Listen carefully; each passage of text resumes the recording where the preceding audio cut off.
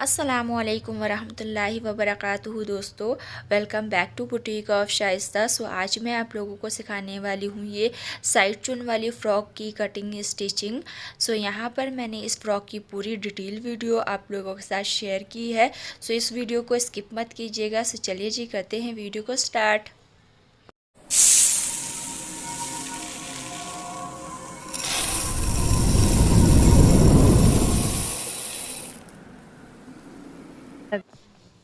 यहाँ पर मैंने इस तरह से क्रेप का कपड़ा लिया है। ये 3 मीटर कपड़ा था लगभग। यहाँ पर मैंने फ़्रॉक की कटिंग कर ली है, लेकिन फुल मेजरमेंट मैं आप लोगों के साथ शेयर कर रही हूँ। यहाँ पर आप देखें कि मैंने इस तरह से इसकी फ़्रॉक की कटिंग की हुई है। इस तरह की वीडियो मैं फ़र्स्ट टाइम आप लोगों के साथ शेयर कर रही हूँ। अगर आप लोग पसंद करेंगे और आप लोग कहेंगे तो इंशाल्लाह मैं आगे भी इस तरह की वीडियोस बनाती रहूँगी। यहाँ पर हमने फ़्रॉक की जो लेंथ ली है वो 42 इंचज़ एंड हाफ है। ये इसकी फुल लेंथ थी, तो मैंने इस तरह से ले ली है। आप अपने अकॉर्डिंग लेंथ ले सकते हैं। अब यहाँ पर ऊपर के साइड की तरफ आप देखें, यहाँ पर मैंने तीरा लिया है 7.5 इंच, और आर्मोल लेंथ मैंने यहाँ पर ली है 7.5 इंच। हाफ इंच हमने कंधे को डाउन कर लिया है। कंधे को डाउन करने के बाद बचेगा 7 इंचज़। अब यहाँ पर हम फ्रंट का आर्म होल का शेप देंगे इस तरह से 7 इंचज़ पे, और बैक का हमने यहाँ पे 7.5 इंच पे निशान लगाकर 1 इंच पे हमने इस तरह से गुलाई दे दी है। तो इस तरह से गहराई आ गई। अगर आप आर्म होल की डिटेल में वीडियो देखना चाहते हैं तो मुझे ज़रूर बताइएगा। इंशाल्लाह मैं अलग से एक वीडियो बता दूंगी आप लोगों के लिए बना दूंगी। यहाँ पर हमने कोटी की लेंथ ली है 14 इंचज़। यहाँ पर हमें कोटी को अलग से स्टिच नहीं करना था, इसलिए हमने यहाँ पर 14 इंच ही लेना है। अब यहाँ पर हमने सीने की फ़िटिंग ली है 10 इंचज़, और यहाँ पर कमर की फ़िटिंग है 9 इंचज़, और यहाँ पर हमने आर्म होल के नीचे 6 इंचज़ इस तरह से निशान लगा के हमने कमर की नाप लगानी है 9 इंचज़। और उसके नीचे अगर आपका फैब्रिक बचता है तो वहाँ पर भी आपकी फ़िटिंग रहेगी 9 इंचज़। अब अगेन आप आगे की तरफ जो फैब्रिक देख रहे हैं वो मैंने 2 इंचज़ एक्स्ट्रा छोड़ा है मार्जिन के लिए, जो हम फैब्रिक छोड़ते हैं इस तरह से।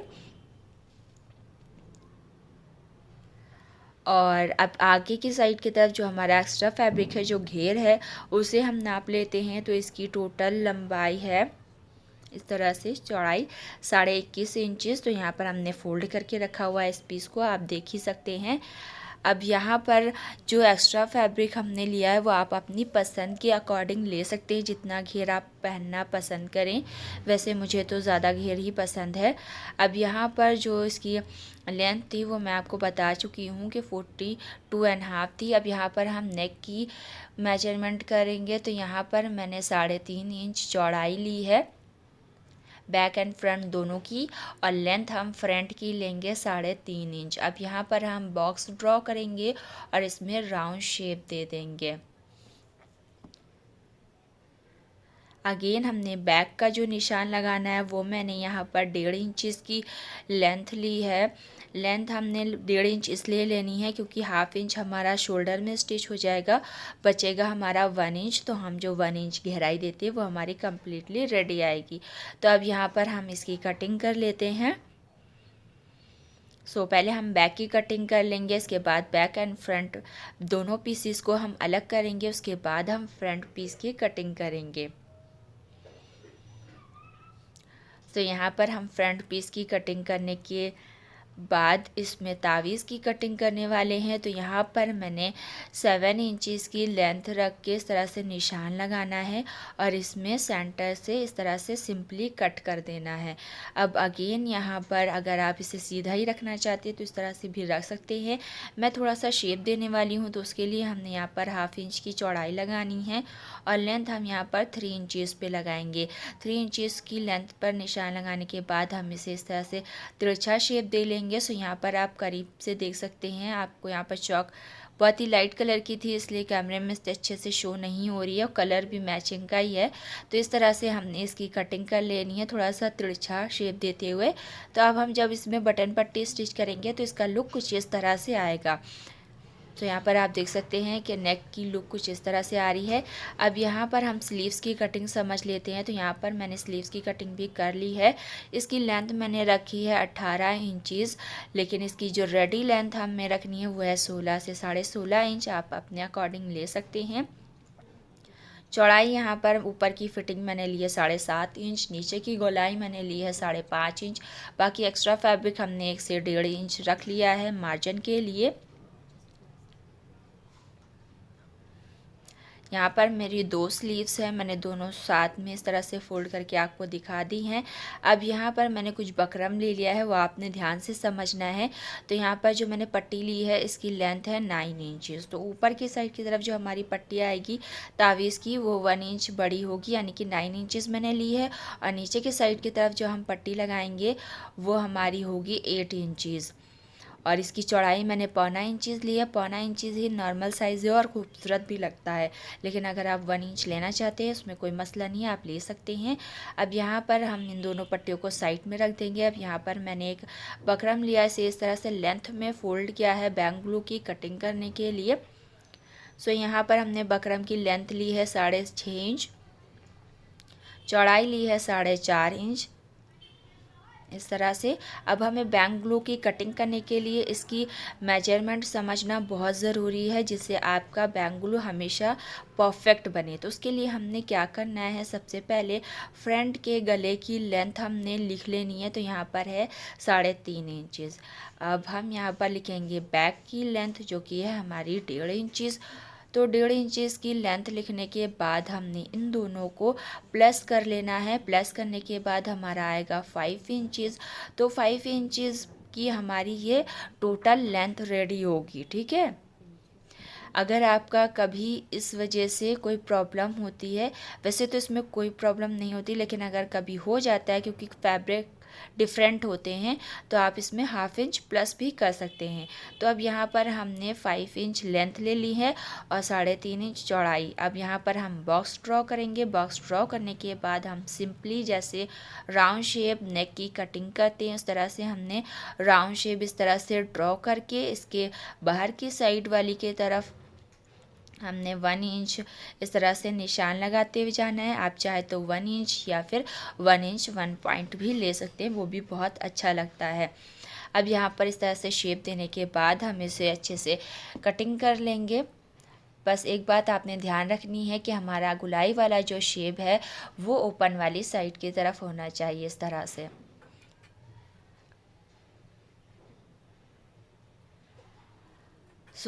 आगे भी इससे पहले भी मैं आप लोगों के साथ बैंग ग्लू की डिटेल में वीडियो शेयर कर चुकी हूँ, जो कि मैंने 6 इयर्स बेबी के लिए कटिंग किया था। अगर आप सीखना चाहते हैं तो ज़रूर सीखिएगा और मुझे बताइएगा कि आपको कैसा लगा। अब यहाँ पर हम इन दो सारे बकरम्स को इस तरह से फैब्रिक पर पेस्ट कर लेंगे और इन्हें साइड में रख देंगे। अब यहाँ पर आप देखिए कि हमने नेक की जो कटिंग की थी इसमें मैंने छोटे से कट्स लगा लिए हैं। अब यहाँ पर मैंने पट्टी को इस तरह से पेस्ट कर लिया, 1/2 इंच फैब्रिक इस तरह से एक्स्ट्रा छोड़ते हुए, और एक साइड की तरफ हमने ज़्यादा एक्स्ट्रा छोड़ना है ताकि हमारा डबल पट्टी फैब्रिक स्टिच हो इस तरह से। अब यहाँ पर हमने जो कुर्ती रखी है वो मैंने उल्टी रखी है। उल्टी साइड की तरफ हमने इस तरह से पट्टी को रख के दोनों को स्टिच करना है। अब यहाँ पर हम 1/2 इंच फैब्रिक छोड़ते हुए इसे सिंपली स्टिच करेंगे और नीचे के साइड की तरफ 1/2 इंच फैब्रिक छोड़कर हम सिलाई को रोक देंगे, यानी कि नीचे के साइड की तरफ फैब्रिक को छोड़ना है। और इस तरह से एक छोटा सा कट लगा लेंगे ताकि ये फोल्डिंग के समय फिनिशिंग आए। तो अब यहाँ पर हमें इस तरह से सिलाई कर लेनी है। यहाँ पर मैंने सिलाई सिर्फ एक साइड की तरफ की है, आप चाहे तो आगे की साइड की तरफ भी कर सकते हैं। अब यहाँ पर हमने सिंपली सिलाई करके इसे इस तरह से अच्छे से पक्का कर लेना है। अब हम दूसरी पट्टी स्टिच कर रहे हैं। तो यहाँ पर भी हमने 1/2 इंच फैब्रिक छोड़ते हुए इस तरह से स्टिच करना है और नीचे की साइड की तरफ हमने इसमें एक्स्ट्रा फैब्रिक छोड़ना है, क्योंकि हमारी ये बड़ी वाली पट्टी है। यहाँ पर आपने ध्यान रखना है कि नीचे की साइड वाली पट्टी आपकी इस तरह से फंसनी नहीं चाहिए। यहाँ पर भी हम इसे पक्का करके कपड़े को धागे को कट करके इस तरह से छोटा सा कट लगा लेंगे। ध्यान से देखें यहाँ पर। तो अब हम इसे फोल्ड करेंगे जैसे हमने पहले वाली पट्टी फोल्ड की थी इस तरह से।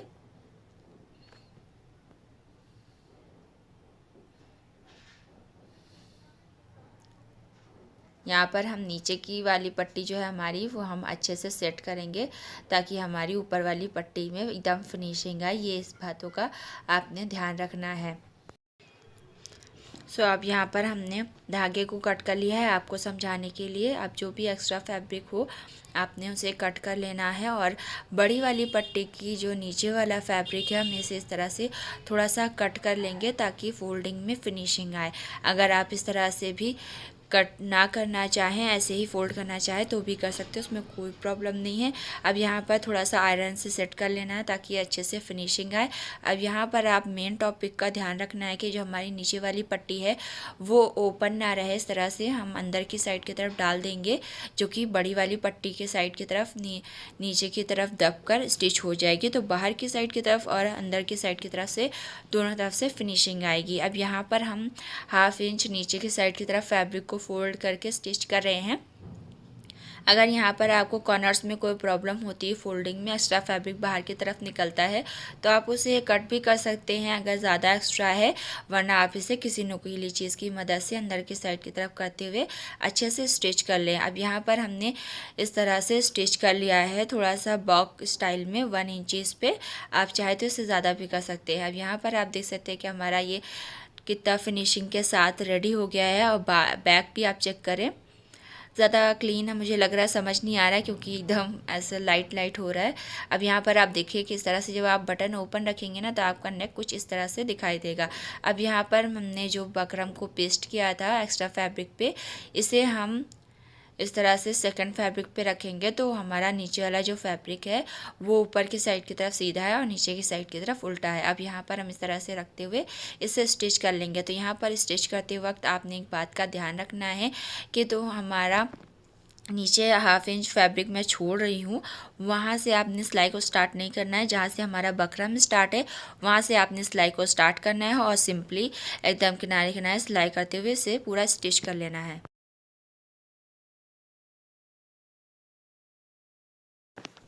सिलाई करने के बाद हम पका करके धागे को कट करके दोनों साइड की तरफ फैब्रिक को कट कर लेंगे 1/2 इंच फैब्रिक छोड़ते हुए। अब अंदर की साइड की तरफ हम पूरे में छोटे छोटे कट्स लगा लेंगे और ध्यान रहे कि सिलाई नहीं कटे। अगर सिलाई कट जाती है तो दोबारा से सिलाई लगा लें। और अब यहाँ पर हम इसे ओपन कर लेंगे, सीधा करके आयरन से सेट कर लेंगे। सो यहाँ पर बकरम वाली साइड की तरफ जो एक्स्ट्रा फैब्रिक हमने रखा था वो अंदर की साइड की तरफ आयरन से सेट कर लिया है इस तरह से। और दूसरी वाली साइड की तरफ हमारा फैब्रिक ओपन है, वो हमें फ़ोल्ड नहीं करना है। अब यहाँ पर जो हमने फैब्रिक फ़ोल्ड किया है बकरम वाली साइड की तरफ, उसी पर आप कच्ची सिलाई भी लगा सकते हैं जिससे आपको स्टिचिंग में कोई प्रॉब्लम ना हो। अब यहाँ पर हम इस तरह से इसको सेंटर से फ़ोल्ड करके यहाँ पर एक छोटा सा कट्स लगा लेंगे इस तरह से, ताकि हमारा ग्लू अच्छे से रेडी हो, नेक के साथ स्टिच करने में कोई प्रॉब्लम ना हो। अब यहाँ पर देखिए मैंने इस तरह से दोनों साइड की तरफ शोल्डर को ज्वाइंट कर लिया है। अब यहाँ पर हमने कुर्ती को इस तरह से सीधा उल्टा करना है और इसके बाद सेंटर से सेंटर को मिलाकर यहाँ पर हम पिन से सेट कर लेंगे। इसके बाद हम इसे 1/2 इंच फैब्रिक छोड़ते हुए सिंपली स्टिच कर लेंगे।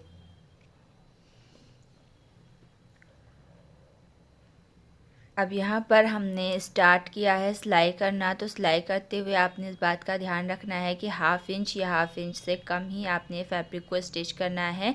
इससे ज़्यादा अगर आप स्टिच करते हैं तो आपका ग्लू फिनिशिंग से नहीं आएगा, उसमें प्रॉब्लम होगी। अब यहाँ पर जो हमारा शोल्डर की जो सिलाई होती है उसे आपने कॉर्नर से थोड़ा सा पतला सा फोल्ड कर लेना है, उसके बाद सिलाई को आगे बढ़ाना है। तो इसी तरह से हम सिलाई को कंप्लीट कर लेंगे। कॉर्नर के पास जब हम एंड करेंगे तो यहाँ पर आपने ध्यान देना है कि पूरा 1/2 इंच फैब्रिक स्टिच करें, कम ना करें। कई बार ऐसा होता है कि कॉर्नर पर कम फैब्रिक स्टिच होने की वजह से सही से फिनिशिंग नहीं आती है। अब यहाँ पर हमारा ग्लू स्टिच हो चुका है। अब यहाँ पर पूरी गुलाई में आपने छोटे छोटे कट्स लगा लेने हैं और ये जो हमारे शोल्डर की सिलाई है ये आपने ध्यान रखना है कि दोनों साइड की तरफ हमने बैक साइड की तरफ रखनी है। इसके बाद जो हमारी ये शोल्डर वाली सिलाई है, ये इस तरह से इसमें खिंचाव ना आए उसके लिए हमने क्या करना है, यहाँ पर थोड़ा फैब्रिक छोड़ते हुए एक छोटा सा कट लगा लेना है, जैसे हम नेक वगैरह में लगाते हैं, जिससे हमारा सिलाई भी कट ना हो और हमारी ये नेक में बहुत फिनिशिंग आए। तो इस तरह से कट लगाने से ये होगा कि आपकी जब स्लीव्स में इस तरह से फैब्रिक स्टिच हो जाता है तो इसमें खिंचाव नहीं आएगा। तो इस तरह से हम दोनों साइड की तरफ कर लेंगे। दोनों साइड की तरफ अगर आप कट्स लगाते हैं तो आपको बहुत आसानी होगी, तो इस टिप को ज़रूर अपनाइएगा। अब यहाँ पर हम ग्लू को इस तरह से फोल्ड करके स्टिच करेंगे, तो सारा एक्स्ट्रा फैब्रिक हमने अंदर की साइड की तरफ कर देना है। अगर कोई प्रॉब्लम आ रही, फैब्रिक अंदर की साइड की तरफ नहीं जा रहा है, तो आप उसे कट भी कर सकते हैं थोड़ा सा। अब यहाँ पर हमें सिंपली एक किनारे की सिलाई लगानी है। तो अब यहाँ पर हम सिंपली एक सिलाई लगा लेंगे, इसके बाद हमारा ये ग्लू अच्छे से रेडी हो जाएगा।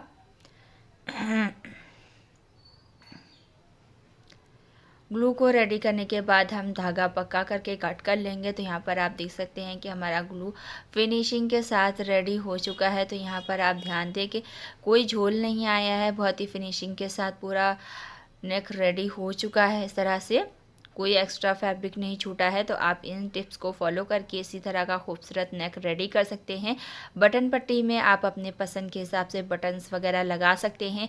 अब यहाँ पर मेन टॉपिक जो कि हमें चुन्नट्स डालनी है, तो उसके लिए हमें क्या करना है, यहाँ पर मैंने 2 इंच मार्जिन रखा था जो हम एक्स्ट्रा फैब्रिक छोड़ रहे हैं, तो वहाँ पर मैंने पहले निशान लगा लेना है।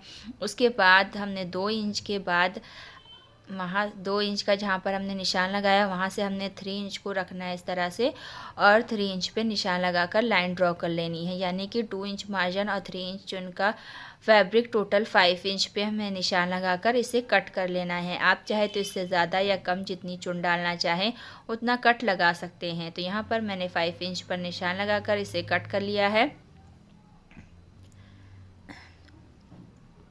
सो इस तरह से ये कट हो चुका है। अब यहाँ पर जो हमारा एक्स्ट्रा फैब्रिक है इसकी हमें चुन डाल लेनी है। तो उसके लिए हमने मशीन के टाके को बड़ा कर लेना है और यहाँ पर एक चापे से भी कम फैब्रिक को छोड़ते हुए इस तरह से स्टिच करना है। सुई को हम वहाँ तक ले जाएंगे जहाँ पर हमारा कट्स लगा हुआ है, वहाँ पर हमने सुई को रोकना है। रोकने के बाद हमने नीचे की साइड की तरफ 1 से 2 टाके ले लेने हैं।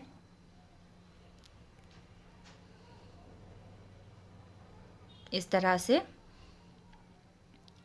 1 से 2 टाके लेने के बाद हम अगेन सिलाई करेंगे। तो यहाँ पर मैंने 2 सिलाई इसलिए की है क्योंकि 2 सिलाई करने से बहुत ही अच्छी चुन्नट आती हैं और चुन्नट के ऊपर सिलाई करते वक्त इस तरह से चुन्नट अपनी जगह सेट रहती हैं। तो अब यहाँ पर हमने देखें कितनी दूरी पर 2 सिलाइयाँ की हैं। अब यहाँ पर हमें दोनों धागों को पकड़ते हुए अच्छे से इसे खींचते हुए सारी चुन को सेट कर लेना है।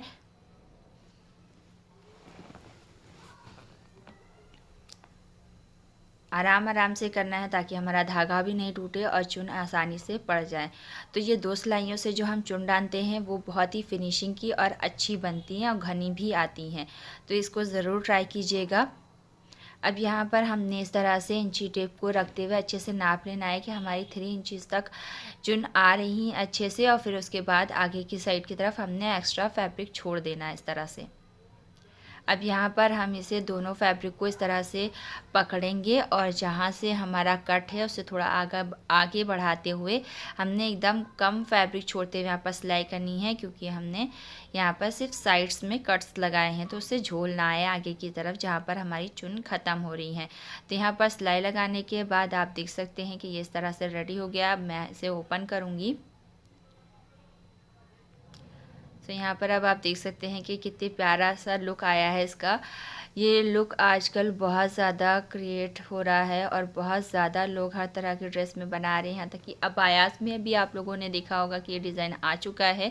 तो ये जो एक्स्ट्रा सिलाइयाँ थी जो हमने चुन वाली लगाई थी वो हम बाद में खोल देंगे। और बैक साइड की तरफ आप देख सकते हैं कि मैंने कितना कम फैब्रिक छोड़ा है।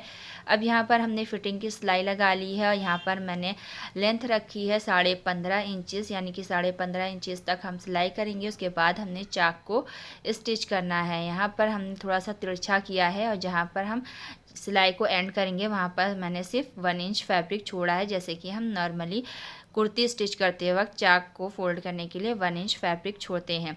तो अब यहाँ पर मैंने सिलाई लगा लेनी है। सिलाई लगाते वक्त आपने चुन के पास आराम से सिलाई लगानी है ताकि आपकी चुन ख़राब ना हो।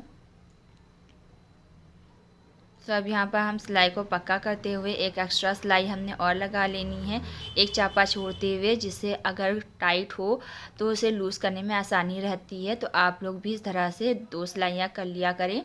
अब यहाँ पर हमने चाक फ़ोल्ड करनी है, तो यहाँ पर चाक मैंने एकदम पतले फ़ोल्ड करने हैं ताकि इसका कुर्ती लुक बहुत ही अच्छे से आए। तो यहाँ पर आप देखें कि इस तरह से आपने फैब्रिक को फ़ोल्ड करना है पतला पतला। और यहाँ पर हम सिर्फ एक ही सिलाई लगाने वाले हैं, 2 सिलाई नहीं लगाएंगे जैसे कि हम जंपर में चाक फ़ोल्ड करते हैं उस तरह से हमने नहीं करना है। तो अब यहाँ पर मैंने सिंपली इसके चाक फ़ोल्ड कर लेने हैं, चाक की तरह ही हमने दामन को फ़ोल्ड करना है। सो उम्मीद है कि आपको सारी चीज़ें समझ आई होंगी। अगर कोई भी चीज़ समझ ना आई हो तो प्लीज़ वीडियो को फिर से देख लीजिएगा, और वीडियो अच्छी लगी हो तो मुझे ज़रूर बताइएगा। यहाँ पर हम दामन को फ़ोल्ड करने के लिए हमने धागे को कट करके फिर फ़ोल्ड करना स्टार्ट किया है ताकि यहाँ पर कोई प्रॉब्लम ना हो, यानी कि नोक वगैरह ना निकले। अच्छे से हमने फ़ोल्ड करना है। और आपको इस तरह की वीडियो मेरी कैसी लगी, ये कंटेंट आपको कैसा लगा, मुझे ज़रूर बताइएगा।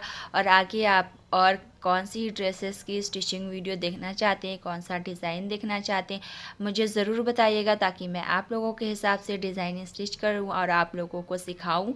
और अगर कोई डाउट है आपके मन में जो कि आपको स्टिचिंग को लेकर, तो आप लोग मुझसे ज़रूर शेयर कीजिएगा। इंशाल्लाह मैं आप लोगों के साथ हर तरह के टिप्स शेयर करती रहती हूँ जिससे आपको स्टिचिंग में कोई भी प्रॉब्लम ना हो, आप आसानी से हर तरह की ड्रेसेस रेडी कर सकें। सो यहाँ पर अब मैंने स्लीव्स को भी इस तरह से पतला फोल्ड कर लिया है। अब यहाँ पर हमने फिटिंग की सिलाई लगाने ली है। फिटिंग की सिलाई के बारे में मैंने निशान आपको स्टार्टिंग में ही बता दिए थे। अब यहाँ पर हमारा जो एक्स्ट्रा फैब्रिक होता है, इस तरह से इसको कॉर्नर को फोल्ड करके यहाँ पर हमने थोड़ी सी पक्की सिलाई लगा लेनी है। तो इससे क्या होता है कि जब हम स्लीव्स को पहनते हैं ना, तो स्लीव्स का जो ये एक्स्ट्रा फैब्रिक होता है ये बाहर की साइड की तरफ नहीं दिखाई देता है। सो है ना काम की चीज़। तो मुझे ज़रूर बताइएगा कि आप लोगों में से कितने लोग ये पहले से करते थे, और जो नहीं करते थे वो ज़रूर करिएगा और मुझे बताइएगा कि ये हेल्पफुल है कि नहीं। वैसे तो बहुत ही कमाल की चीज़ है। तो अब यहाँ पर हमने इस तरह से सेंटर में कट लगा लेना है स्लीव्स में ऊपर की साइड की तरफ। अब यहाँ पर हमने कुर्ती लेनी है। कुर्ती की जो गहराई वाली साइड है उस साइड की तरफ हमने स्लीव्स की भी गहराई वाली साइड को रखना है इस तरह से, और सेंटर से सेंटर को मिलाते हुए स्टिच करना है। आपने यहाँ पर ध्यान देना है कि बैक साइड की गहराई बैक साइड की तरफ और सेंटर की गहराई, आप सभी जानते होंगे कि आगे की गहराई स्लीव्स में और आर्महोल में दोनों साइड की तरफ ज़्यादा होती है। तो उसे मिलाते हुए हम यहाँ पर सिलाई कर लेंगे।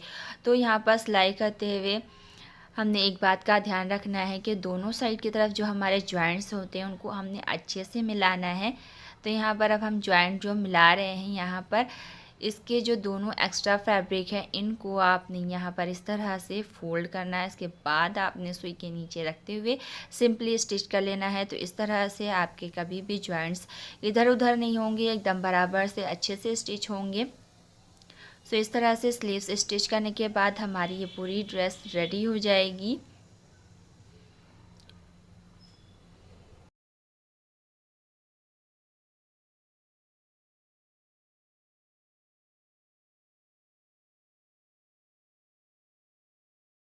सो यहाँ पर अब मैं आपको दिखा रही हूँ कि सेंटर की जो हमारी सिलाई थी जॉइंट वाली, वो एकदम परफेक्टली आमने सामने आई है। इस तरह से कोई प्रॉब्लम नहीं हुई है। तो इन सारे टिप्स को ट्राई कीजिएगा और मुझे ज़रूर बताइएगा कि आपको कैसे लगे। इस तरह के टिप्स अगर आपको स्टिचिंग में हेल्प दे तो स्टिचिंग करना बहुत आसान हो जाता है। सो यहाँ पर आप देख सकते हैं कि हमारी पूरी फ्रॉक इस तरह से रेडी हो चुकी है। सो यहाँ पर मैंने इसमें इस तरह से गोल्डन एंड वाइट कलर के छोटे छोटे बटन स्टिच किए हैं और इसमें काज बनाए हैं। काज बटन बनाना अगर आप सीखना चाहते हैं तो इसकी वीडियो ऑलरेडी मेरे चैनल पर अपलोड है, लिंक इंशाल्लाह मैं डिस्क्रिप्शन बॉक्स में दे दूँगी। सो इस तरह से मैंने काज वगैरह इसमें बनाए हैं। सो इसमें जो है मैंने बकरम डाला था तो मैंने काज सिंगल धागे से बनाए हैं। वीडियो जो मैंने अपलोड की है शायद उसमें मैंने डबल धागे से बनाया है। तो आप लोग ध्यान रखिएगा कि जिसमें आप बकरम डालते हैं तो उसमें सिंगल धागे से बनाया करें, क्योंकि कुछ धागे मोटे होते हैं जिसकी वजह से काज में फिनिशिंग नहीं आती है। सो यहाँ पर मैंने आप लोगों के साथ इस ड्रेस की फुल लुक शेयर कर दी है। अगर आप लोग रेडीमेड बटन लगवाना चाहते हैं तो वो भी लगवा सकते हैं, बहुत अच्छे लगते हैं, और लटकन्स वगैरह भी आप यूज़ कर सकते हैं। सो यहाँ पर आप लोग इसकी फुल लुक देखिए और मुझे बताएं कि आपको ये ड्रेस कैसी लगी, ये वीडियो कैसी लगी। ये वीडियो अगर आपको अच्छी लगी हो तो इस वीडियो को लाइक कर दीजिएगा, चैनल को सब्सक्राइब कर दीजिएगा, वीडियो को फ्रेंड्स एंड फैमिली में शेयर करना मत भूलिएगा। और आगे आप लोग किस तरह की वीडियोस देखना चाहते हैं मुझे ज़रूर बताइएगा। इंशाल्लाह फिर मिलेंगे नेक्स्ट वीडियो के साथ, तब तक के लिए अल्लाह हाफिज़।